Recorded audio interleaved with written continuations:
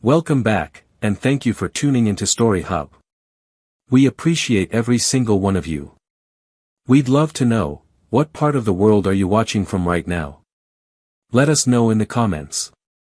Now, let's dive into today's story. It's hard to say exactly when things started feeling off. Looking back now, it all seems so obvious, but when you're in it, when it's your own life falling apart, sometimes it's like trying to see through fogged glass. Emily and I, we had 10 solid years together. I don't mean the perfect fairy tale stuff you read about.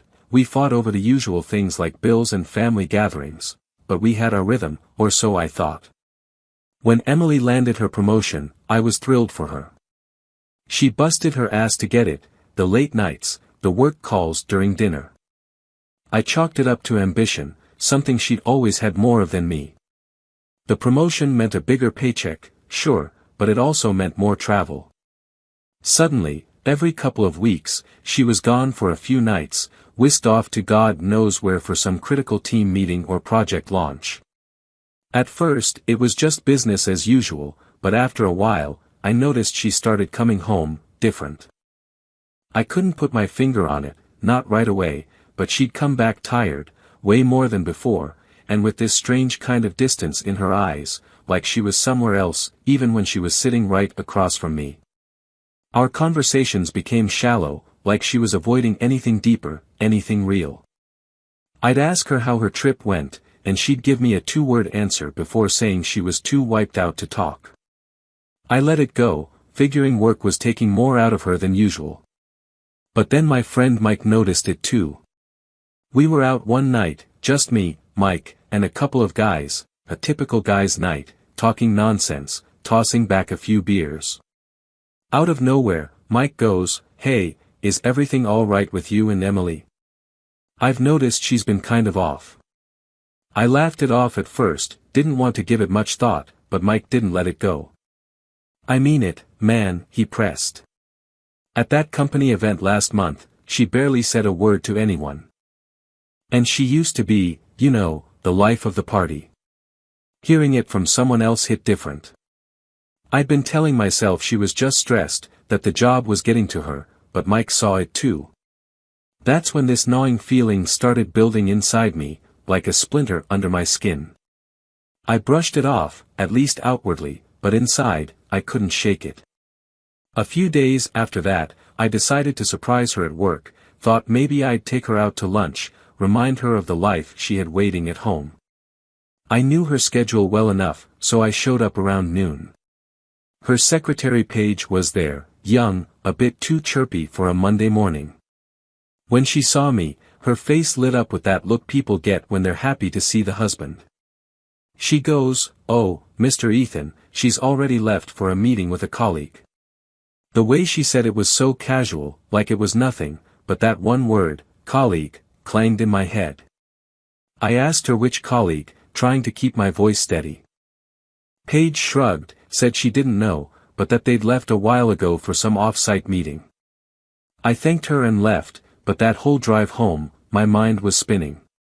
Who was this colleague? Why hadn't she mentioned him or the meeting? And why was she so secretive about it? That night, I waited up for her. When she finally walked through the door, I could feel this anger bubbling up, but I kept it in check. She looked exhausted, barely glancing my way before trudging to the bedroom. I followed her, asking how her meeting went. She gave me this look, half surprised, half annoyed. "It was fine. Just work stuff," she muttered, brushing me off. I pressed a little more, trying to act casual, asking if she'd been out with anyone from her team. She hesitated a fraction of a second, just long enough for me to catch it. "Just Brandon," she said finally. "You remember Brandon, right? From my team." Now, I knew who Brandon was, a young, single, too good-looking guy who joined her team a few months back. Emily had mentioned him before, just in passing, saying he was good at his job and nice to work with. But seeing her mention him now, with that flicker of hesitation, made me question everything. I nodded, acting like it was nothing, but inside, every nerve was on edge.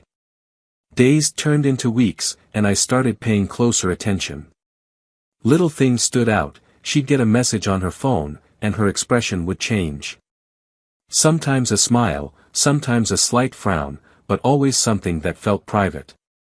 If I asked her about it, she'd shrug it off, saying it was just work stuff. I wanted to believe her, I really did, but that feeling kept growing, clawing its way up, filling me with doubt. Then came another night out with Mike. We were at this pub, same as before, when he brought it up again.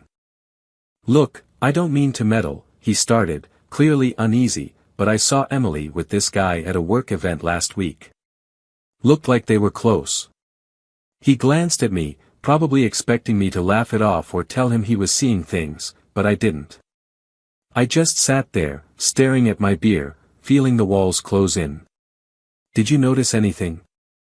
I finally asked, trying to keep my tone casual. Mike shrugged, looking uncomfortable. "I mean, she was talking to him a lot, that's all. I didn't see anything inappropriate if that's what you're asking. But the damage was done." I couldn't shake the image Mike had put in my head. The more I thought about it, the more it started to make sense, the long nights, the missed calls, the vague responses. It all pointed to something I didn't want to believe, but I knew I couldn't ignore it any longer. I couldn't keep it all in anymore. The thoughts were like a damn infection, eating at me from the inside out. Part of me wanted to just confront Emily head-on, let the words spill out. But then, what if I was wrong?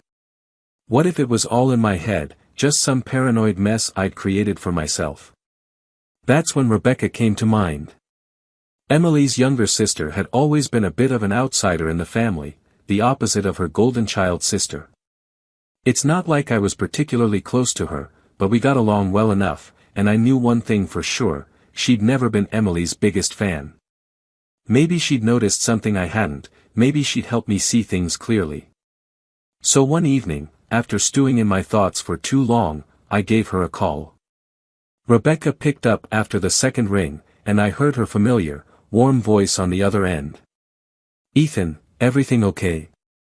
"You know, I'm not even sure why I'm calling, Rebecca," I said, my voice feeling foreign even to my own ears. I feel like I need to talk to someone about Emily." There was a pause, the kind that tells you someone already knows where this is going. "Meet me at the cafe on 5th in about an hour," she finally replied, her tone softer, almost hesitant. I agreed, feeling a mixture of relief and nervousness settle over me. Talking to Rebecca felt like a risk, but it was a risk I was more than willing to take. When I walked into the cafe, Rebecca was already seated by the window, swirling her coffee absent-mindedly. She looked up and gave me a small, sympathetic smile. "You look terrible, Ethan. What's going on?" I took a deep breath, settling into the chair across from her.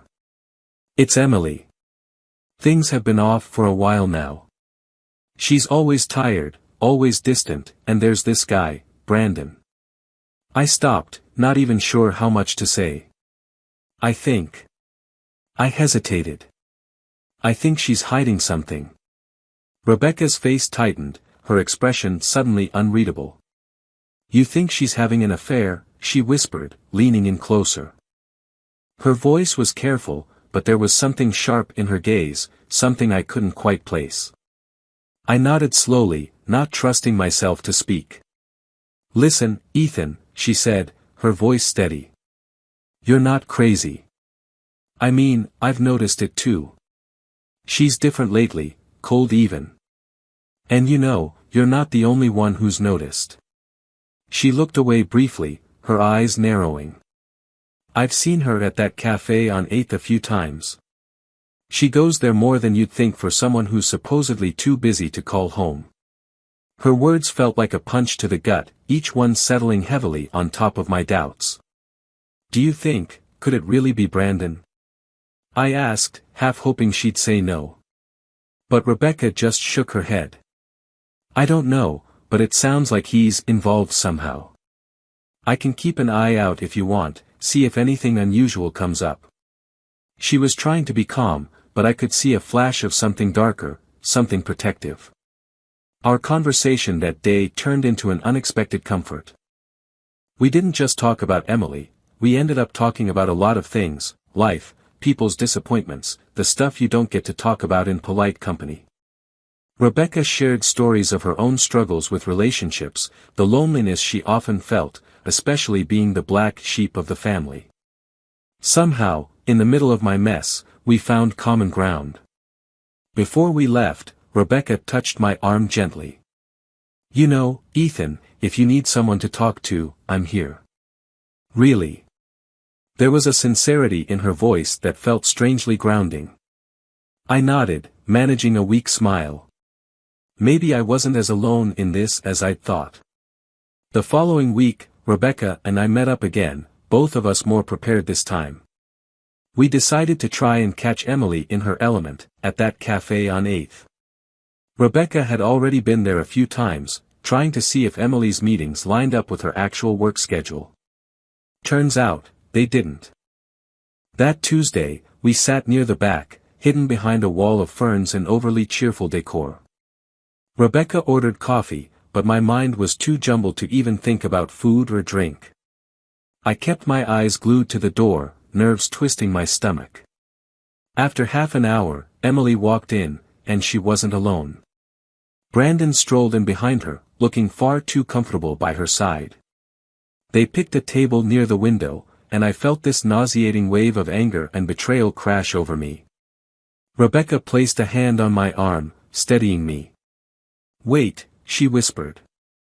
"We don't want to blow this. Let's just see what they do." I nodded, forcing myself to stay still, to breathe. They ordered, chatted, laughed. Her hand brushed his arm every so often. The sight was like a slap to the face, every time she leaned in, every smile, every laugh. It was like seeing a stranger in my wife's skin. "I can't do this," I whispered, looking away, trying to keep the bile from rising. Rebecca squeezed my arm again. "Just a little longer, Ethan. We'll get the answers we need." After what felt like an eternity, Brandon left. I watched him go, wanting nothing more than to confront him, demand answers, but instead I stayed put, watching Emily sip her coffee with a relaxed smile, a smile I hadn't seen directed at me in months. Once she left, Rebecca turned to me, her face a mask of determination. "This isn't over, Ethan. We'll figure out exactly what's going on." Her words were a lifeline, keeping me grounded even as my world crumbled around me. As I drove home, the memory of Emily's laugh echoed in my mind, a taunting reminder of how little I knew her anymore. When I got back, she was already home, her expression unreadable as she greeted me, like she hadn't just been cozying up to Brandon that very afternoon. I didn't say a word, didn't bring it up. Instead, I let the resentment build, festering under the surface, waiting for the moment to crack it wide open. And Rebecca was there every step of the way, her loyalty and strength becoming a strange source of comfort I never thought I'd need. After that day in the cafe, it was like the final piece of my faith in Emily crumbled. There was no denying what I saw, and yet I couldn't bring myself to confront her, not without something concrete. I wanted proof, hard evidence, not just a hunch or a few shady coffee dates with Brandon. If she was going to destroy everything we'd built together, she wouldn't do it with half-truths and excuses. Rebecca and I came up with a plan. She mentioned an upcoming corporate event Emily had talked about, some big gala or awards night. I don't remember exactly what, but I did remember that Emily had specifically told me I couldn't come. "It's just for employees," she'd said, a casual throwaway excuse that grated on my nerves. I nodded like a good husband, pretending I didn't care, but now Rebecca and I saw it for what it was, an opportunity. The night of the event, Rebecca and I arrived early. We parked a good distance away from the venue, keeping ourselves out of sight. I felt ridiculous, like some third-rate detective in a bad movie, but desperation does strange things to a person. I hadn't told anyone else what was going on, this mission was just between me and Rebecca. Even Mike, who'd started this whole mess by pointing out Emily's strange behavior, had no clue what I was up to now. We slipped in through a side entrance Rebecca had scoped out earlier. She'd managed to snag us a couple of guest passes, and we kept a low profile, sticking to the edges of the crowd. Emily was easy to spot. She wore a deep green dress, one I'd never seen before, her hair perfectly done, laughing and mingling with her colleagues like nothing was amiss. And then I saw him, Brandon. The way they moved around each other was subtle, almost practiced. They'd keep their distance, then drift closer, as if pulled by some invisible string. At one point, I saw him lean in, whispering something in her ear that made her laugh, a laugh I hadn't heard in months. "Stay calm, Ethan," Rebecca whispered, sensing the tension coiled inside me. I took a shaky breath, keeping my eyes fixed on them. "I just need to know," I muttered, more to myself than to her. We stayed back, watching their every move, waiting for the moment they'd slip away. And then, as if on cue, Emily and Brandon exchanged a glance, one that said more than words ever could. They walked out of the main hall, heading down a dimly lit corridor toward a private area of the venue.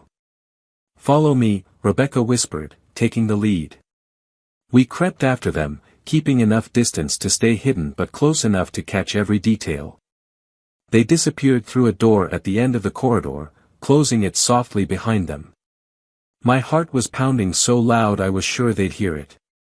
Rebecca gently grabbed my arm. "Wait here. I'll go take a look." Before I could argue, she slipped forward, moving with a confidence I didn't know she had. I waited in that dark corridor, feeling every second stretch into eternity. Finally, she came back, her face pale but resolved. "It's them. They're together." That was it, the truth, stark and ugly. Part of me felt like the ground had disappeared from under my feet, and yet there was also a strange sense of relief. The doubts were gone, replaced by cold, hard certainty. I wasn't crazy. This wasn't all in my head. "I can't believe it," I muttered, feeling more numb than anything. But Rebecca wasn't done. "There's something else," she said, glancing back toward the hall. "She's not just involved with Brandon. I think there's someone else trying to get her attention." I blinked at her, not quite processing. "Who?" "A guy named Brett, younger. Works in her department. I saw him trying to cozy up to her earlier." She laughed him off, but it was. "I don't know, Ethan, I think she's enjoying all of this, the attention, the flirting." That realization was like a slap to the face. The woman I thought I knew, the one I trusted with every part of me, was now treating our marriage like a casual game. Just the idea of it made me sick. After that night, I knew I needed more than just Rebecca's observations. I needed irrefutable proof. So I did something I never thought I'd have to do. I hired a private investigator, a guy named Andrew, who came highly recommended. I met him at a quiet bar a few days later, feeling like I was signing my life away with every word.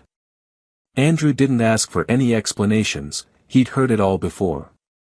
He gave me a hard, assessing look before handing me his business card. "You'll have what you need soon enough," he said, his voice all business.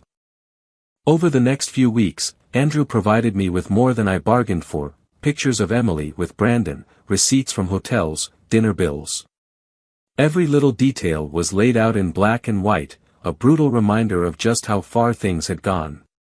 One night, as I sifted through the evidence in my kitchen, Rebecca stopped by to check on me. She sat down across from me, glancing at the photos and receipts spread across the table. "You okay?" she asked, her voice gentle. "Honestly? I don't know." I looked up, meeting her eyes. There was something there, a warmth and understanding I hadn't realized I'd missed. "It's all so messed up." She nodded, reaching out to squeeze my hand. "I know, Ethan, but you're not alone in this. You've got people who care about you." Her words hit me in a way I didn't expect. In that moment, Rebecca wasn't just Emily's sister, she was someone who understood my pain, someone who'd seen the best and worst of me without judgment. We sat there in silence for a while, just existing in the same space, sharing the weight of everything we'd discovered. Rebecca was my anchor, keeping me from drifting into a place I wasn't sure I could come back from. And somehow, despite the betrayal and heartache, a strange sense of calm settled over me. The more I dug into Emily's betrayal, the more the hurt twisted into something heavier, more toxic. I kept asking myself how she could do this, how someone I thought I knew could lie, manipulate, and betray me in ways I hadn't even imagined. But the evidence was undeniable.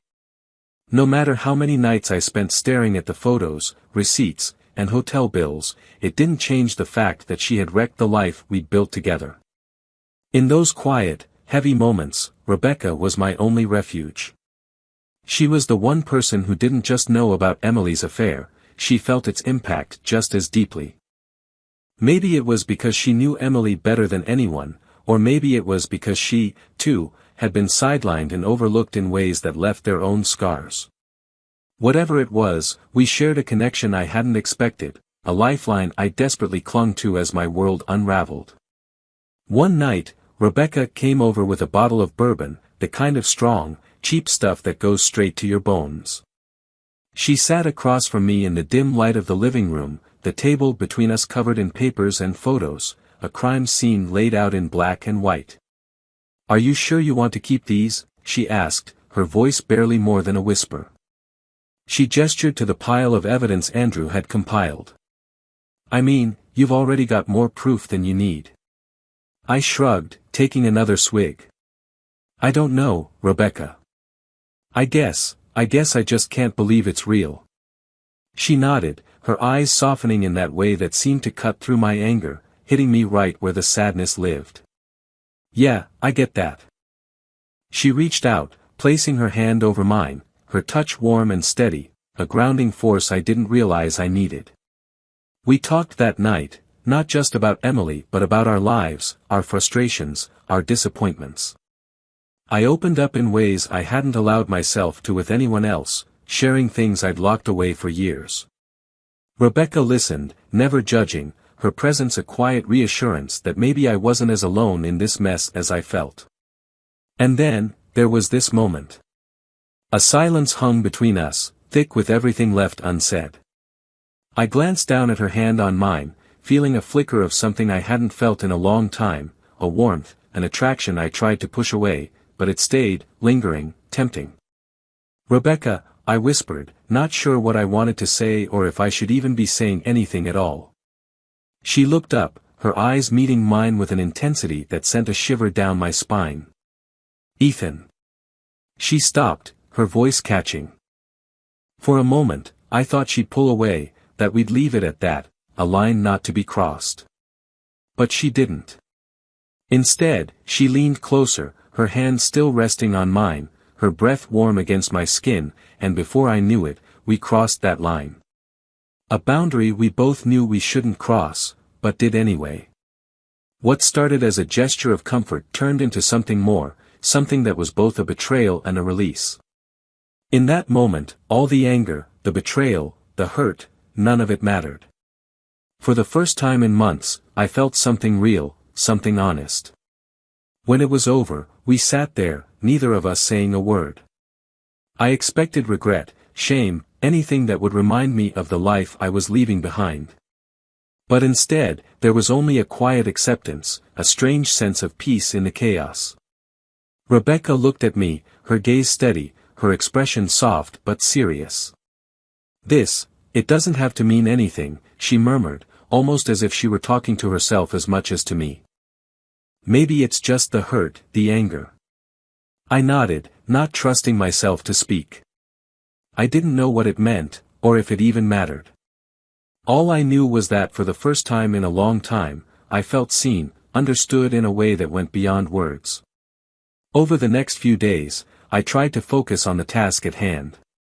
I met with Andrew again, going over the latest batch of evidence, preparing myself for the inevitable confrontation with Emily. Every time I thought about it, I felt the anger rise, a bitterness that tasted like ash. But then I'd think of Rebecca, of that night we shared, and somehow it made the whole thing a little more bearable. A week later, Rebecca and I met up again.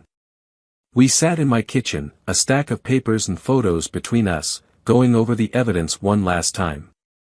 It was strange, surreal, like we were planning a takedown, a coup against the woman who had wronged us both. But there was something else there too, an unspoken understanding that went beyond Emily, beyond revenge. It was just us. "Are you ready for this?" she asked, her voice steady but her eyes filled with something softer, a hint of worry. I looked at her, feeling the weight of everything settle on my shoulders. "Honestly? I don't know. But it's time, Rebecca. I can't keep living like this." She nodded, reaching out to squeeze my hand. "I'm here, Ethan. Whatever you need." Those words, simple as they were, hit me harder than anything else. Rebecca was there through the worst of it, through the moments of doubt and anger and confusion. She was there when I had no one else to turn to, when the life I thought I knew crumbled at my feet. The next morning, I woke up with a strange sense of clarity. I'd spent months living in the shadows, piecing together a betrayal I never saw coming, clinging to the anger and hurt like a lifeline. But now it was time to confront it, to lay everything bare and let the chips fall where they may. Before I left, I sent Rebecca a text, a simple message: "Thank you for everything." I didn't expect a response, but a few minutes later, my phone buzzed. "You're not alone in this, Ethan. Remember that." Her words stayed with me as I drove, a reminder of the connection we'd forged in the ashes of our shared pain. Whatever happened next, whatever came out of that confrontation with Emily, I knew one thing for sure: Rebecca would be there, a constant in the storm, a reminder of what it meant to be truly seen. I knew it was time to face her. I had all the proof, all the damning pieces lined up neatly, as if that could somehow make the pain feel organized, controlled. But nothing about this was controlled. My life, our marriage, it was shattered, a chaos I could barely hold in my hands. The day Emily came back from her latest business trip, I was ready.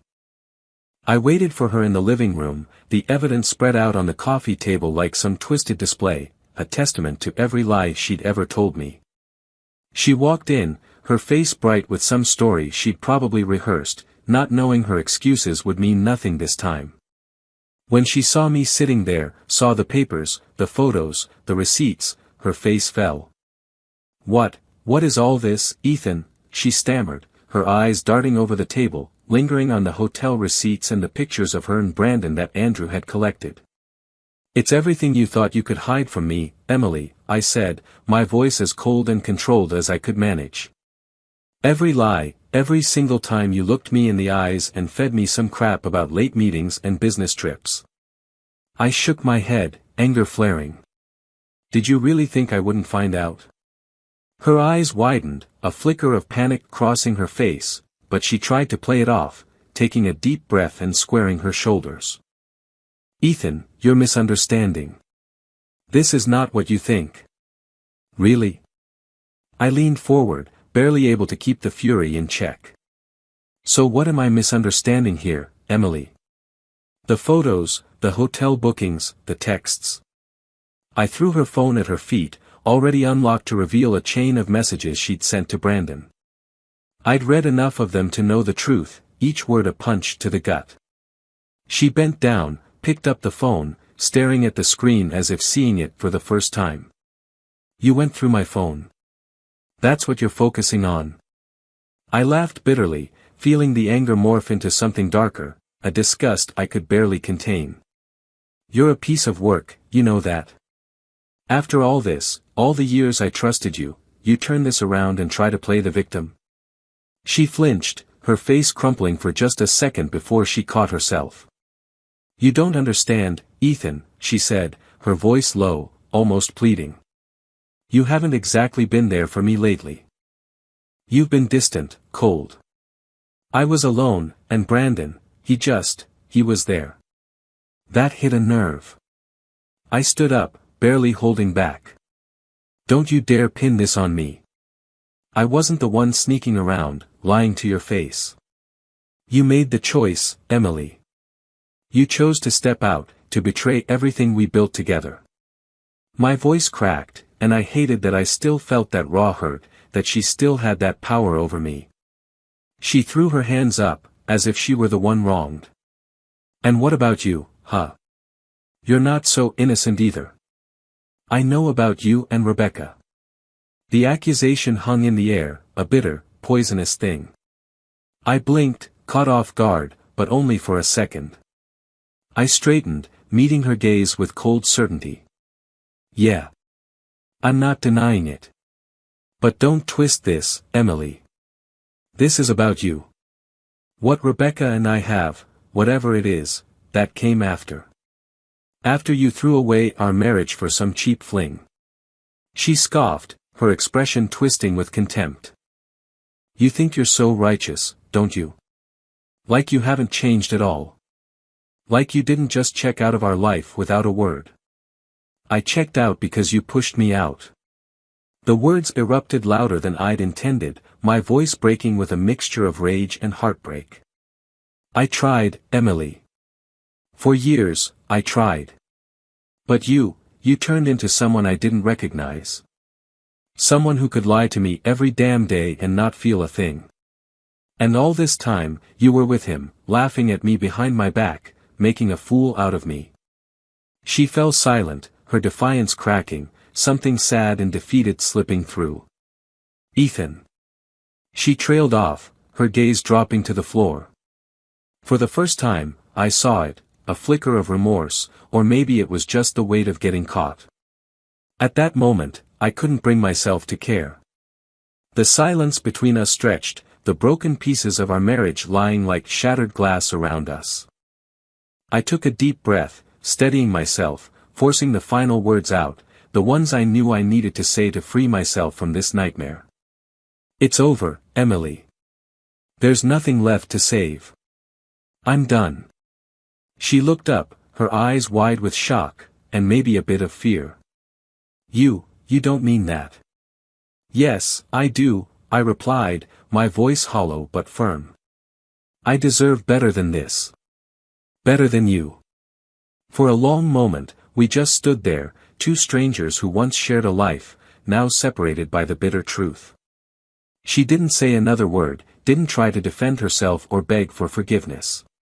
She just turned and walked out of the room, leaving me alone with the weight of our shattered promises. After she left, I stood there, staring at the empty doorway, feeling the anger drain away, replaced by a strange hollow emptiness. I was free, but at a cost I wasn't sure I was ready to face. My marriage, my life, it all felt like a distant memory, something that belonged to another person. A few hours later, Rebecca came over.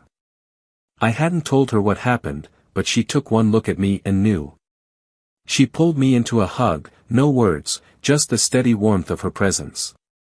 And for the first time, I felt something break inside me, a wall I'd been holding up for too long.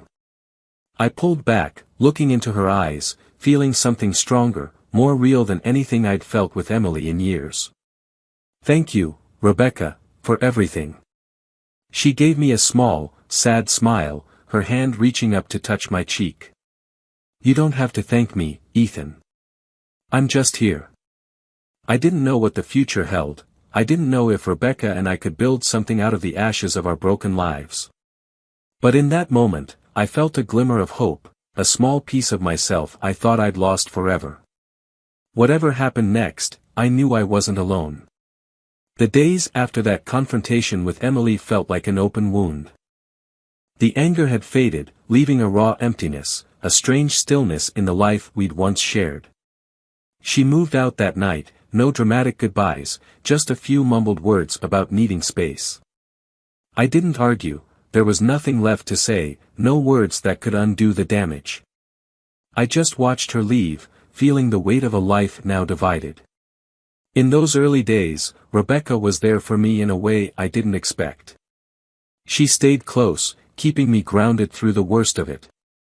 There were nights when she'd come over, and we'd just sit together in silence, not needing words.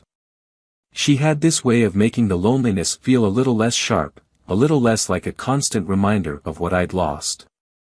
One evening, she showed up at my door with a bottle of wine and a crooked smile. "Thought you could use some company," she said, her voice gentle but steady. I let her in, grateful for the comfort her presence brought. We settled in on the couch, the silence between us easy, familiar. As we drank, the conversation turned to memories of our shared past, childhood moments that had almost faded, buried under years of life and loss.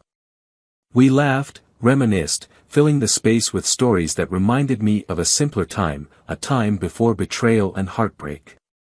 At one point, she turned to me, her eyes soft, almost hesitant. "You know, I never thought we'd end up here, like this." I nodded, a bittersweet smile crossing my face. "Me neither. But maybe it's not such a bad thing." I paused, searching for the right words. "You've been here for me, Rebecca, in ways I didn't even know I needed. And well, I just don't know what I'd have done without you." Her gaze softened, and she reached out, her hand covering mine. "You don't have to do this alone, Ethan. Whatever you need, I'm here."